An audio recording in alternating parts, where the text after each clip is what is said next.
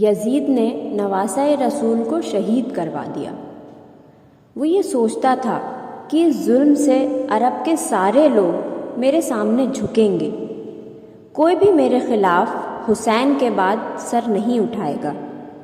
لیکن جب رسول اللہ کی بیٹیاں قید ہو کر کوفہ اور شام کے بازاروں سے گزریں تو ان کے خطبے سنتے سنتے لوگوں کے مردہ ضمیر جاگنے لگے، اور یوں یزید کے خلاف بغاوت پیدا ہو گئی۔ ہر کوئی یہی سوچنے لگا کہ اسلام اللہ کا دین ہے اور محمد مصطفیٰ صلی اللہ علیہ وسلم اللہ کے رسول ہیں۔ یہ خاندان اللہ کا محبوب ترین خاندان ہے۔ جس نے بھی اس خاندان کے ساتھ ظلم کیا اس کو بادشاہ کہنا سب سے بڑا گناہ ہوگا۔ اور یوں مدینے والوں نے یزید کی بیعت سے انکار کر دیا، اور پھر یزید نے مدینے پر حملہ کر دیا۔ تاریخ میں لکھا ہے کہ 3 دن تک یزید کی فوج نے مسجد نبوی میں اپنی فوج کو باندھ کر رکھا، اور پھر گھوڑوں کی لیڈ سے منبر رسول کے ساتھ بے حرمتی کرتے رہے، اور یوں مکہ سے بھی یزید کے خلاف بغاوت بڑھنے لگی۔ پھر یزید نے خانہ کعبہ پر حملہ کرنا شروع کر دیا اور خانہ کعبہ میں آگ لگا دی۔ ہر کوئی یزید کے اوپر لعنت کر رہا تھا، لیکن یزید کسی کو بھی اپنے خلاف دیکھتا تو اس کا سر قلم کرا دیتا۔ واقعہ کربلا کے کچھ ہی دنوں کے بعد یزید کی موت کا بھی وقت آ گیا تھا۔ 10 محرم الحرام 61 ہجری کو کربلا میں امام حسین رضی اللہ تعالی عنہ کا خون بہا کر یزید پلید نے حکومت حاصل کی تھی۔ وہ حکومت بھی زیادہ دن نہ رہی، اور 3 سال 7 مہینے بعد ہی 5 ربیع الاول 64 ہجری کو 39 سال کی عمر میں یزید کی موت ہو گئی۔ یزید کی موت کیسے ہوئی اس کی 2 وجہ بتائی جاتی ہیں۔ ایک وجہ یہ بتائی جاتی ہے کہ یزید شرابی تھا، وہ بہت شراب پیتا تھا، جس کی وجہ سے وہ ایک بیماری میں مبتلا ہو گیا اور پیٹ کے درد اور آنتوں کے سکڑنے کے درد سے تڑپتا رہا۔ یعنی جس طرح مچھلی پانی کے لیے تڑپتی ہے، یزید بھی اسی طرح تڑپتا رہتا۔ موت کے کچھ دن پہلے یزید کی آنتیں سڑ گئیں اور اس میں کیڑے پڑ گئے۔ وہاں کے حکیم پریشان ہونے لگے کہ یہ کیسی بدترین بیماری ہے کہ تمہارا پیٹ اندر سے ختم ہو رہا ہے۔ یزید تکلیف کی شدت سے چیختا تھا۔ پانی کا قطرہ حلق سے نیچے اترنے کے بعد کانٹے کی طرح چبھنے لگتا تھا۔ اس تکلیف سے وہ اپنا سر پیٹتا رہتا۔ اس کے محل کے لوگ یزید کو اس حالت میں دیکھ کر یہی کہتے کہ یہ عذاب حسین ابن علی کو پیاسا رکھنے کی بدولت ہے۔ یزید پانی کے بنا بھی تڑپتا تھا اور پانی پی کر بھی چیختا تھا۔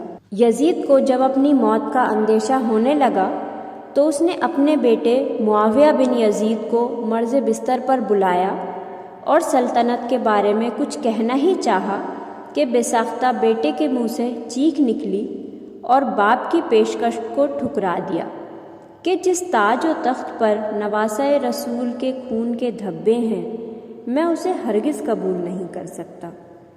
خدا اس منحوس سلطنت کی وراثت سے مجھے ہمیشہ محروم ہی رکھے جس کی بنیاد نواسۂ رسول کے خون پر رکھی گئی ہے۔ یزید اپنے بیٹے کے منہ سے یہ الفاظ سن کر تڑپ گیا اور شدت و رنج و غم میں ڈوب گیا۔ معاویہ یزید پلید کا بیٹا تھا، مگر نیک و صالح تھا اور باپ کے کاموں سے نفرت کرتا تھا۔ موت کے کچھ دن پہلے یزید کی آنتیں سڑ گئیں اور اس میں کیڑے پڑ گئے۔ یزید کے اندر سے اتنی گندی بدبو آتی تھی کہ کوئی بھی اس کے پاس نہیں جاتا تھا۔ یزید کو بہت قیمتی اور کئی قسم کے عطر بھی لگائے، پھر بھی بدبو نہیں جاتی تھی۔ اگر کوئی حکیم اس کے پاس آتا تو وہ بھی اپنی ناک اور منہ باندھ کر آتا۔ یزید کا پیٹ کیڑوں کی غذا بنتا جا رہا تھا۔ وہ تکلیف کی شدت سے چیختا تھا۔ پانی کا قطرہ حلق سے نیچے اترنے کے بعد کانٹوں کی طرح چبھنے لگتا تھا۔ آخر میں اسی درد سے تڑپ تڑپ کر اس کی جان نکل گئی۔ اس کی لاش میں ایسی بھیانک بدبو آنے لگی کہ اس کے قریب جانا مشکل ہو گیا تھا۔ جیسے تیسے اس کی لاش کو سپرد خاک کیا گیا۔ یزید کی موت کی ایک یہ بھی وجہ بتائی جاتی ہے کہ یزید کو شیروں کے شکار کا بہت شوق تھا۔ تبا یزید جب شکار کرنے کے لیے جنگل گیا تب اس کی نظر ایک عیسائی لڑکی کے اوپر پڑ گئی۔ وہ لڑکی بہت خوبصورت تھی۔ یزید اس لڑکی کا عاشق ہو گیا۔ یزید دوسرے دن بھی وہیں گیا اور تیسرے دن بھی وہیں گیا۔ اس طرح اس نے اس کے مقام تک رسائی حاصل کر لی۔ یزید نے اس لڑکی سے کہا، میں امیر شام ہوں، اس وقت میری ہی حکومت چل رہی ہے۔ عیسائی لڑکی نے سنا تھا کہ اس وقت جس کی حکومت چل رہی ہے اسی نے امام حسین کا خون کروا دیا تھا۔ لڑکی سمجھ گئی۔ اس نے کہا ٹھیک ہے۔ پھر لڑکی نے یزید سے کہا، تم ہی ہو جسے امیر شام کہا جاتا ہے؟ تو یزید نے ہاں میں جواب دیا۔ پھر اس لڑکی نے پوچھا، تمہارا ہی نام یزید ابن معاویہ ہے؟ یزید نے کہا ہاں۔ لڑکی نے کہا ٹھیک ہے، تم اپنے ساتھ مجھے محل لے چلو، میں چلنے کو تیار ہوں۔ پھر لڑکی نے کہا، ایک شرط ہے کہ تم کل مجھے لینے آؤ۔ یزید دوسرے دن شکار کرنے کے لیے روانہ ہو جاتا ہے اور وہ لڑکی بھی آ جاتی ہے۔ یزید لڑکی سے ملاقات کرتا ہے۔ لڑکی اپنے پاس ایک خنجر چھپا لیتی ہے اور یزید کے پیچھے گھوڑے پر بیٹھ جاتی ہے۔ جب یزید بات کرتے ہوئے آگے بڑھا تو لڑکی نے بڑی ہی پھرتی سے خنجر نکالا اور یزید کی پیٹھ میں خنجر مار دیا۔ خنجر کا لگنا تھا کہ یزید گھوڑے سے نیچے گر گیا۔ پھر اس لڑکی نے دوبارہ پھرتی سے یزید کے خنجر مارا۔ یزید سنبھل نہ سکا اور اس لڑکی نے یزید کے اوپر کئی وار کیے اور یزید کو وہیں پر کاٹ کر رکھ دیا، اور پھر وہ لڑکی وہاں سے چلی گئی۔ یزید کی لاش کئی دنوں تک وہیں پڑی رہی۔ یزید کے ساتھی کافی دنوں بعد تلاشتے ہوئے جب اسی راستے پر پہنچے تو انہوں نے دیکھا کہ یزید کا جسم وہیں کٹا ہوا پڑا ہے۔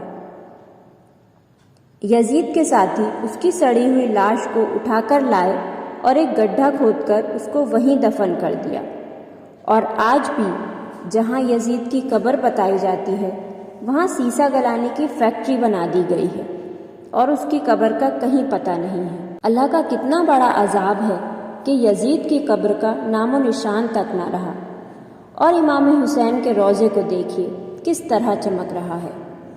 امام حسین کا روضہ کل بھی چمک رہا تھا، آج بھی چمک رہا ہے اور انشاءاللہ قیامت تک چمکتا رہے گا۔ یزید ڈوب گیا شام کے اندھیروں میں، یزید ڈوب گیا شام کے اندھیروں میں، حسین چمکے ہیں دنیا میں روشنی کی طرح۔